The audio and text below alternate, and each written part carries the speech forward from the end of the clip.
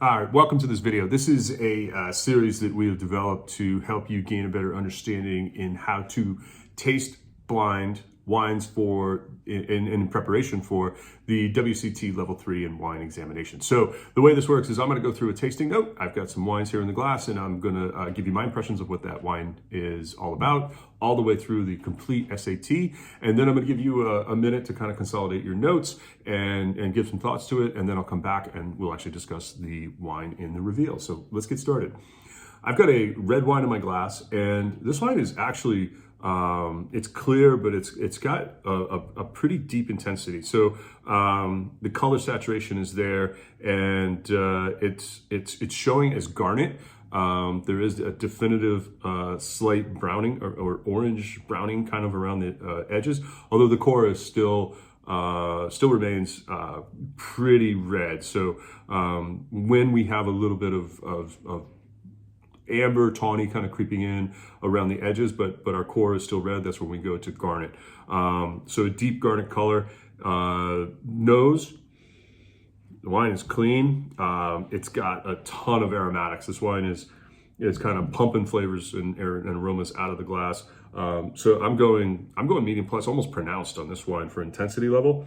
It really is showy. And going through and smelling what's here, I get a lot of red fruit, but it's like ripe, almost overripe red fruit that has, it's starting to have a little bit of a dried quality to it. So I'm thinking primary and also tertiary here. But I've got raspberries, I've got red cherry, red plum, a little bit of black currant. It still stays within the red realm for me, but sort of picks up a little bit of that sort of touch of black. So like black currant and whatnot. It's got a little bit of tart red fruit to it, but mostly the bright red fruits. There's a slight raisin jamminess to it, slight baked or dried fruit kind of quality to it as well. Stones. I get a lot of secondary. There's a lingering aromatic of vanilla, a little bit of toast and smoky, slight char, chocolate kind of flavor going on here.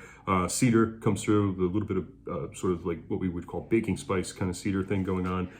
And then we move into tertiary, and here I get a little bit of that sort of like hazelnut, sort of nutshell kind of quality, maybe chocolate. But I get a bunch of this sort of savory aspect with a little bit of leather, forest floor, compost, tobacco kind of comes through a little bit. I think that wood aspect kind of contributes to that.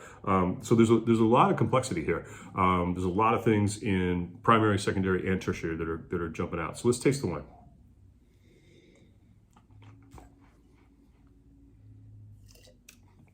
Wow. Okay. So dry, right off the bat. This wine is drying my mouth out. Tannins are ripe. They're pretty well resolved, but they're there. And so I'm putting them at medium plus. Acidity, I get a little bit of mouth-watering quality, but I think that's kind of coming more from the tannin. So my acidity level is going to be medium. Alcohol is medium. It's not really pumping out a lot, not heating me up or giving me any warming sensation. But on the body, that tannin, it sort of develops this richness, kind of combined with that savory fruit, really kind of builds in a lot of texture on this wine. So my body is medium plus. The flavor intensity is continuing right along.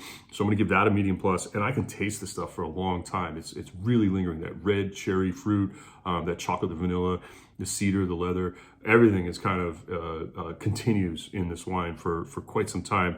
And so my finish is going to be medium plus, almost long. And so now when I get to my quality assessment, and I'm starting to consider balance, length, intensity, and complexity with the Blick, I think everything's in check here from a balance point of view. I get great fruit. There's a richness to that fruit that complements and kind of backs up this tannin aspect, which is there. Really kind of shows very well on my palate, and great length, great intensity of all this flavor, and it shows all the way through. And even though this wine is developing, actually, I'm not sure I mentioned this above, but where my development call is going to be, which is in the nose, of course, I'm calling this as a fully developed wine, because I think everything has kind of come together. I don't think that it's a wine that I necessarily would want to age a lot longer, although I think if you were to age it, it certainly could handle a number of years going forward. But right now, I think it's at a great point where you've got a ton of fruit, you've got amazing intensity, balance. There's just a huge amount of complexity going on here with all these different flavors, everything that's working around the palate. So I'm giving full checks to my balance, my length, my intensity, my complexity. It really just kind of delivers on all aspects, firing at all cylinders, if you will. So from a quality level point of view, I really don't have a whole lot of argument to do anything other than put down outstanding. And but my readiness for drinking is drink it now. Not really suitable for aging, although like I said, if it were to be aged longer, I think it could be fine. I think it's probably at its peak right now. It's not something that I would want to age a lot longer. So I'm calling it as not really suitable for further aging, although with the asterisk that if you did, it would be fine. So give yourself a second to kind of think about this wine, write some notes, think about what you have, and we'll come back and talk about it.